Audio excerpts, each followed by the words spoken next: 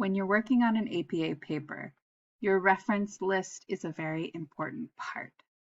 You might think, oh, if I use the databases and just pull from the citation managers, I'm done. I want to take us through a couple of steps to show how to use those different styles in order to make the APA style reference that we need to use in ours. So right now I'm on PubMed, and we see we've got this influence of writers on psychiatric mental health policy. I can click the cite button, I can copy it, I can paste it here. That's what we see it's not in the right formatting, so maybe we think, okay, just double space and Times New Roman and hanging indent, no problem. But then I like PMID. What is all of this information? I don't know. That doesn't look like my APA style references. So we have all the information we need in order to make these, so we can use this as a starting point. So the first thing we know is that in APA, our names get lots of punctuation. So we need to add a comma after the family name. And these two MD, that's her Michelle Decoux. Okay, that's her other initials. So a period in between them. We've answered who. Now we need to put when, and that's what we do in the parentheses. So it's not here at the beginning, but I do see here there's a date. So I'm going to pull that information up to the front. I know I need to put a comma after the year. APA likes to write out the months, and I can put that there. APA asks us to include all of the information that's included in the reference for a date. So if it says spring, we can put spring. If it says January 14th, we put January 14th. So we've got that going on. Then on my reference page, I need to put the title of the article. Journal article titles are not in italics, and only the first word is capitalized or the first word after punctuation. We see it's not in italics, good, but it's in title case. Every word here is capitalized. Word can help me fix that. On the home, underneath where you have the font, this little big A, little a is change case. Sentence case is what we want. But word is kind of weird. On mine, if I just click that, nothing happens. I can work around that. I don't want to type in those letters again.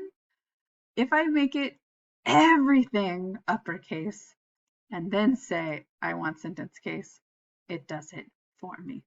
Lazy, but it works. Okay, so I've got the who, I've got the what, I've got the when, I've got the what. Now I've got all of this information about where it came from. I know this should be the journal title, like the title of the publication. J.A.M. Psych Nurses Assos is really weird. That's not what I want. If I go here though, and I hover over that name, I see the full title, and that's what APA wants me to give. So Journal of the American Psychiatric. Good, I've got it all. Now I need to put that in italics and also the volume number, this number outside of the parentheses. Then I see all of this kind of punctuation and numbers. APA likes to keep it simple, I'm going to say, sorry, and just use commas and a comma after that. And we're going to say this is the page number.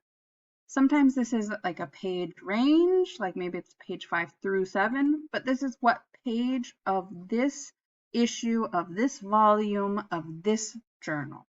So this answers the Where did you get it? Then we have a lot of information here from PubMed.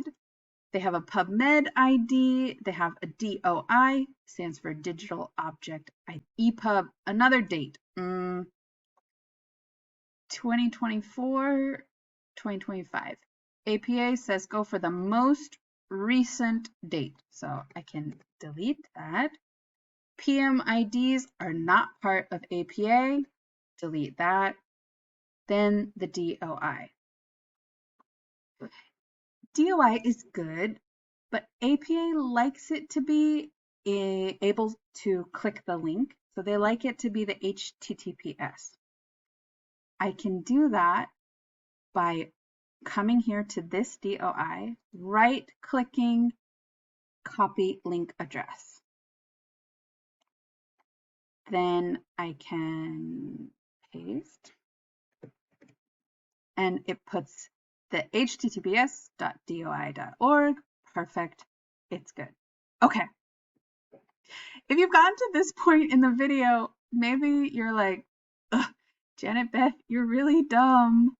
All you have to do on this site button is click this button and say APA, and it'll do it for you.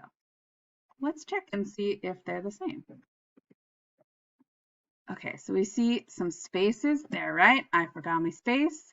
We have a space, but they didn't put a comma there, and they need one. We still see that they haven't put the months. APA tells us we should include all of the information that we have about the date. And we see they haven't changed this to sentence casing. Remember how we had to do that extra step of clicking uppercase and then sentence case? I think the PubMed doesn't have that double step. So you see, even when we click on APA and pick that, we still need to know our checks for those very particular things that professors like to take points off for. I hope you use this in order to get your reference pages 100 points on your rubrics, and that you feel like this helps you understand APA a little more.